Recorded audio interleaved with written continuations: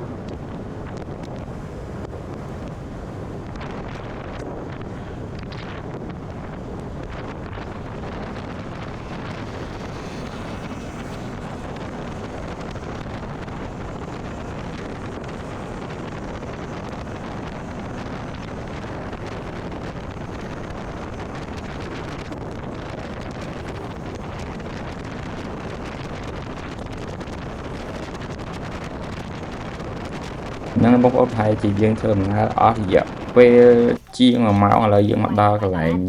ដល់កំពង់សាមគ្គីដែលយើងឆ្លងទៅកោះម្នាស់បងប្អូនហើយមុនឆ្លងយើងត្រូវទិញម្ហូបទៅផងបងប្អូនខ្លាចនៅលើកោះអាចនឹងអ្នកភូមិដែលនៅលើកោះហ្នឹងអត់មានអីលក់ឲ្យយើងជាការល្អយើងត្រូវទិញម្ហូបទិញគ្រឿងសមុទ្រឬក៏ទិញទឹកអីឲ្យគ្រប់គ្រាន់ផងដែរបងប្អូនឥឡូវយើងចាប់ផ្ដើមឆ្លងដល់ទៅកោះម្នាស់បងប្អូននៅហ្នឹងយើងមានទុកមានអីចឹងណាយើងតែប្រាប់គាត់មុនឲ្យគាត់ជិះមកយកយើងផងដែរបងប្អូនហើយខ្ញុំទៅថ្ងៃនេះគឺដូចជា3នាក់ឯងព្រោះអីហៅមុនដំបូងយើងហៅគ្នាទៅច្រើនចុះឡើងសល់3នាក់ឥឡូវវិញអ្នកក៏ទៅដែរបងប្អូនឥឡូវយើងចេញដំណើរទៅហើយបងប្អូននេះសកម្មភាពយើងបន្តដំណើរទាំងអស់គ្នាទៀត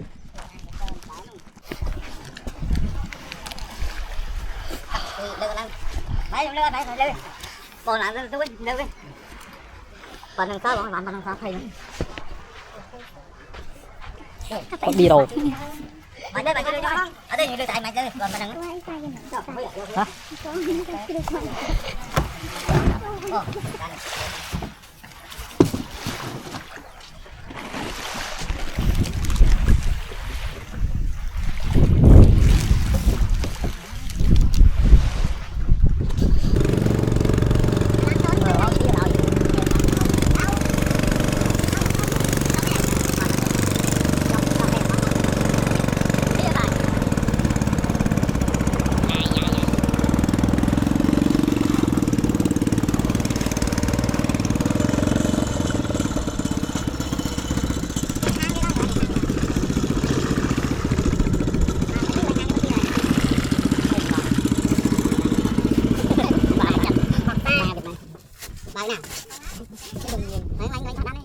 cho làm thôi cho làm nhung ហ្នឹងហើយបងប្អូនឥឡូវយើង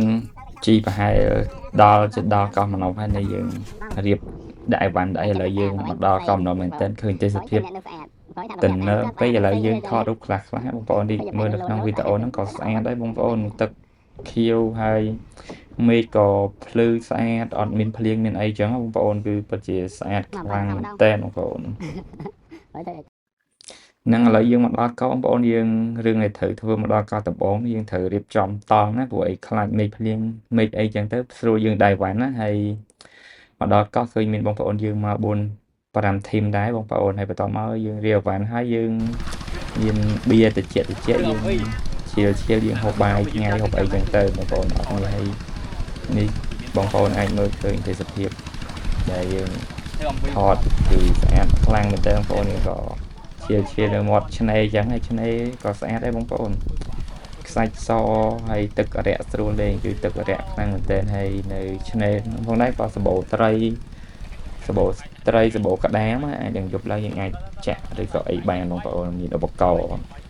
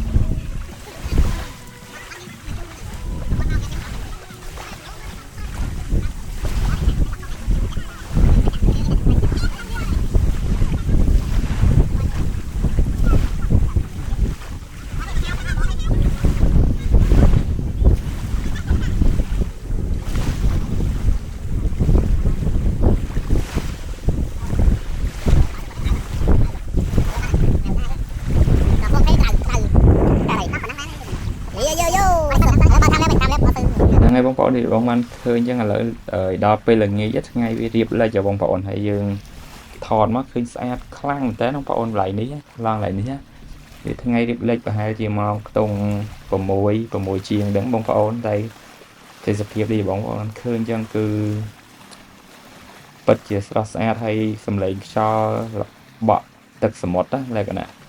ឬសំឡេងទឹកសមុទ្រជាមួយខ្យល់ទេសភាពបែបហ្នឹងបងប្អូនសាកគិតមើលឡយបងប្អូនតែខ្លាំងចឹងបងប្អូនว่าមានអាកាសធានីអីនាំ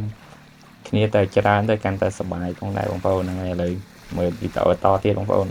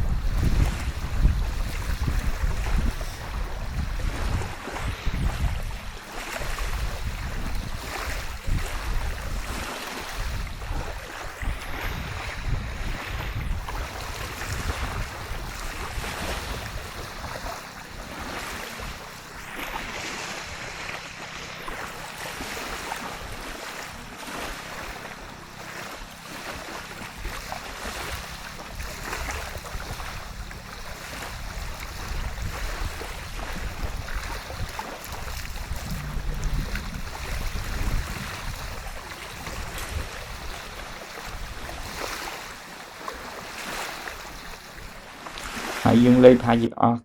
កន្លះម៉ោងឬក៏1ម៉ោងបងប្អូននេះដូរកាមេរ៉ាទៅ color ផ្សេងមួយទៀតចឹងណាបងប្អូននៅវាអត់ថ្មដាក់ទូរស័ព្ទផ្សេងគឺពិតជាស្អាតខ្លាំងដូចកាន់តែយប់ទៅបងប្អូនតែមេឃគឺស្អាតខ្លាំងមែនតើបងប្អូនអើយពេលដែលយើងមើលថ្ងៃលិចហើយនេះសកម្មភាពដូចជាពេលព្រឹកឬក៏អីនេះវាមេឃចង់ភ្លៀងបងប្អូនយើងទៅងូតទឹកពេលព្រឹកអីចឹងទៀតណាមុននឹងយើងឡើងទូកហើយឥឡូវយើងឡើងទូកចុះទៅផ្ទះវិញហ្នឹងចុះទូកទៅផ្ទះវិញហ្នឹងបងប្អូនតាមពេលយើងទៅផ្ទះវិញហើយយើងដេកទៅនឹងមកយកបន្តមកកម្រងយើងទៅដេកកន្លែងផ្សេងទៀតព្រោះនៅកោះកុងមានកន្លែងដើរលេងផ្សេងណាបងប្អូននេះអ៊ំម្ចាស់ទូកគាត់មកយកយើងទៅកោះវិញហើយបងប្អូននេះជាសកម្មភាពនៅផ្ទះគាត់ផងដែរនៅជាប់ហើយកន្លែងឆ្នេរហ្នឹងអញ្ចឹងណាបងប្អូនពេលដែលយើងចង់ហៅគាត់ដឹកអីទៅណាទៅណីផ្សេងអញ្ចឹងទៅយើងតែវាគាត់បានឥឡូវយើងពីទុកជាអីដើម្បីយើងទៅផ្ទះវិញឯងបងប្អូនឥឡូវទៅមើលសកម្មភាពទាំងអស់គ្នាឥឡូវគាត់យើងជួយគាត់ដើម្បីបាទស្រាយចំណងទុកអញ្ចឹងណាព្រោះឲ្យទុកវារៀងធំដែរព្រោះគាត់ទៅមួយយើងតែម្នាក់ឯងគ្នាយើង3នាក់អញ្ចឹងយើងមើលសកម្មភាពបន្តទៀតបងប្អូនហ្នឹងឯង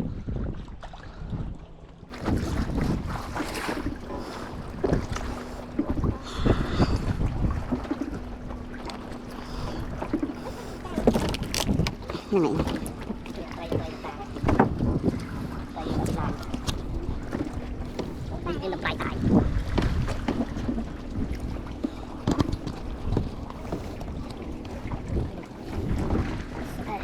từ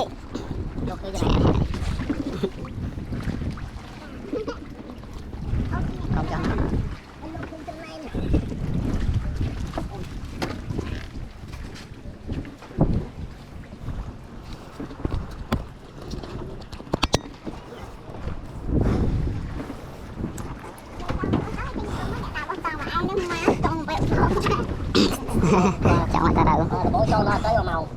này là bò nó nhọt tán nè rồi áo tán sao rồi tới đó một tuổi luôn mà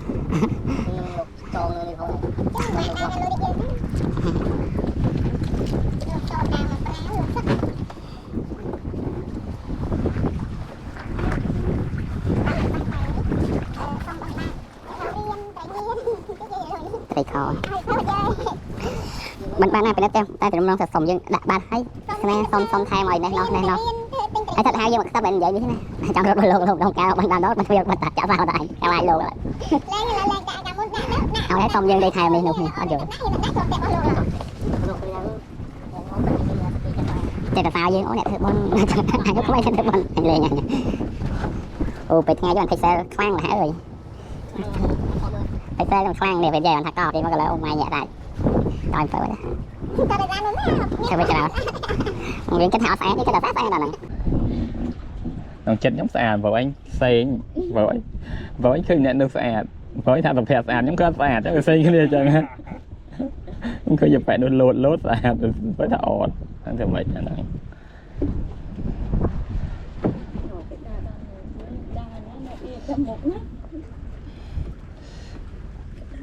mà phải mà thăm ở đâu bởi thế cho nên cho mấy cái đó cho mình lợi gần này trong video tình trạng nó chơi coi nhá mấy rồi ra bên trong sao mà hai mấy cái đó đây chết từ đây cái đây để cho cái nó frame vậy cái đây để cái nó frame vậy hay cái này tự object này ở trong coi làm tàu anh đã mà phải cho pi cho nó nha chạy ra tụi mua quay thì phải cái thang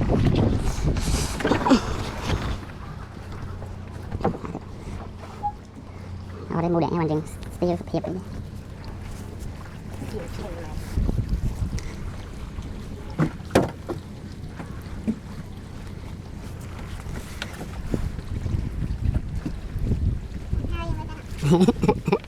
qua gió ui sáng là phải xe ra cọc mấy phải ngay là hàng mấy nè anh ấy dương trên như đẹp trên cho với như dương thò trụ pin tới cứ sáng khoan mình tới nó bông có ồn hay bây giờ bạn cứ kêu và ngạt khoan tại đồng ồn hay lấy chui subscribe YouTube channel mới không có ồn là bây để tôi bạn bị tạo thay lại là lên thay tiếp là bông có ồn bye bye cái xe rất là heo cọp men này đi camera đi chứ này professional chứ này cọp đây phải bay ai đây vậy mình thò thấy FD mình thò lại luôn xuống thế này ô xe heo xuống là cọp đây là ơi